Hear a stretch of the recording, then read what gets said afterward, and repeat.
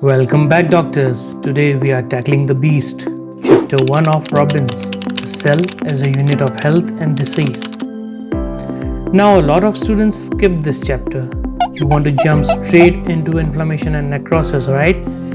Oh yeah. Don't do that. Virchow, the father of modern pathology, said, All disease starts at the cellular level. if you don't understand the normal housekeeping of the cell,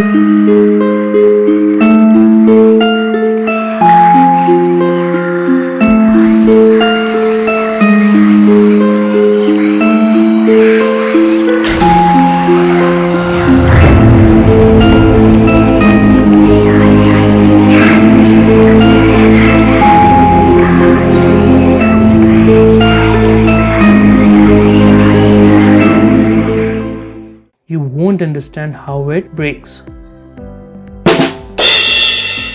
In the next 15 minutes, I'm going to decode the 4 pillars of this chapter: known coding genome, cellular housekeeping, the Warburg Effect, and signal transduction. So let's dive in. I know you are already bored by cell biology, and since chapter 1 covers a massive amount of biology and is not in your competency, so we are going to study only the basic principles and recent advances relevant to the mechanisms of disease.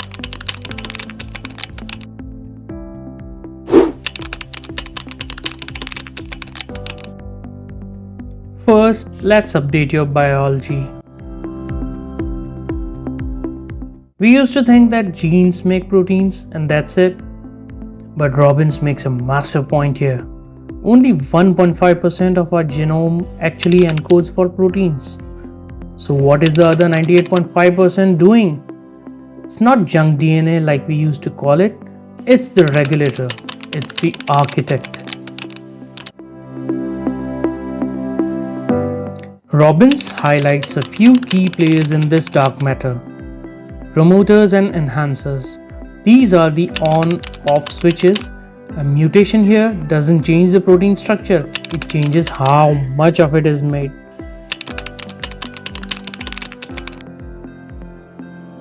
Micro-RNAs. These are the silencers. They bind to mRNA and stop translation.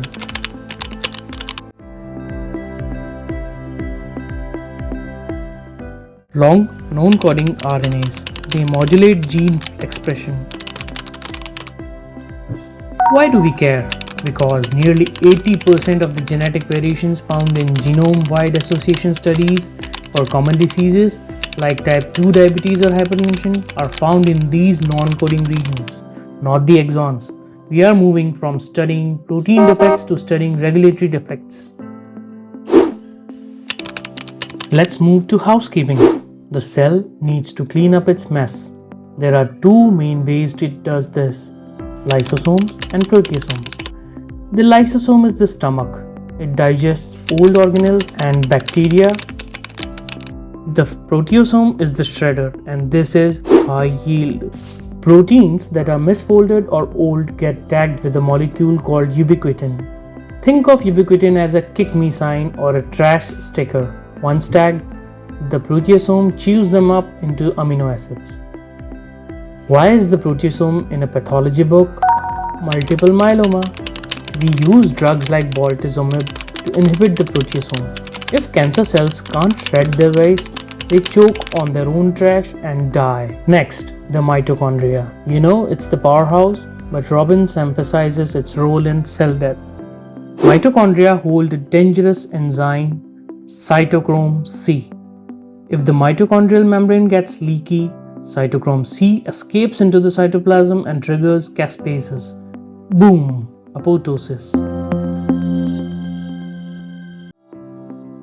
We will cover this heavily in chapter 2. This is arguably the most important concept in chapter 1 for understanding Neoplasia later on. Normally, in the presence of oxygen, cells do oxidative phosphorylation to get maximum ATP.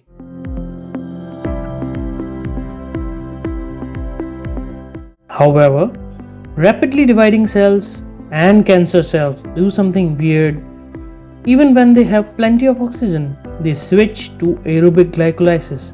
This is called the Warburg Effect. They take glucose and turn it into lactate, yielding only 2 ATPs. Why? Why would a growing cancer cell choose a pathway that gives less energy? Because they don't just need energy, they need building blocks. By stopping the breakdown of glucose halfway, they shunt the intermediates to build DNA, RNA, lipids, and proteins. This hunger for glucose is how PET scans work. We inject radio-labeled glucose, and because tumors are using the Warburg effect, they suck up that glucose brighter than normal tissue.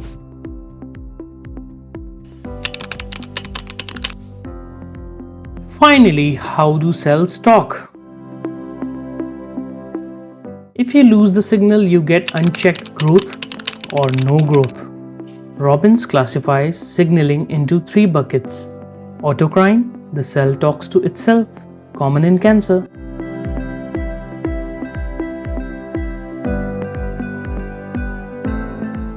Paracrine, the cell talks to its neighbor.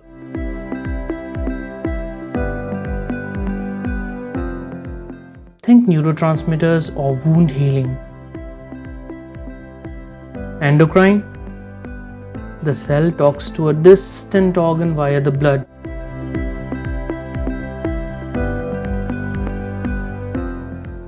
The signals bind to receptors.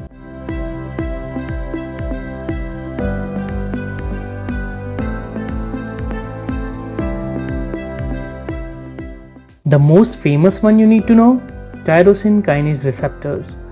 When a growth factor binds, the receptor adds a phosphate. This triggers a cascade, usually the MAP kinase pathway or the PI3K pathway. Mutations in these pathways, like a mutated RAS or PI3K, act like a gas pedal stuck to the floor. This drives uncontrolled cell division.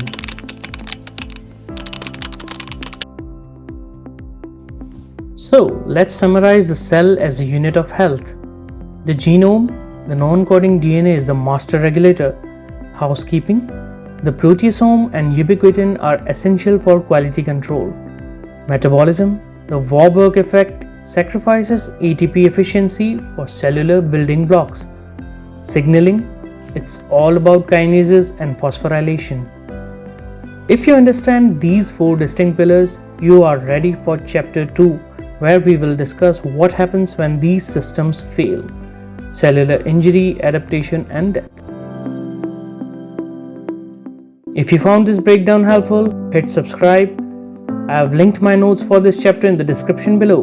See you in the next one.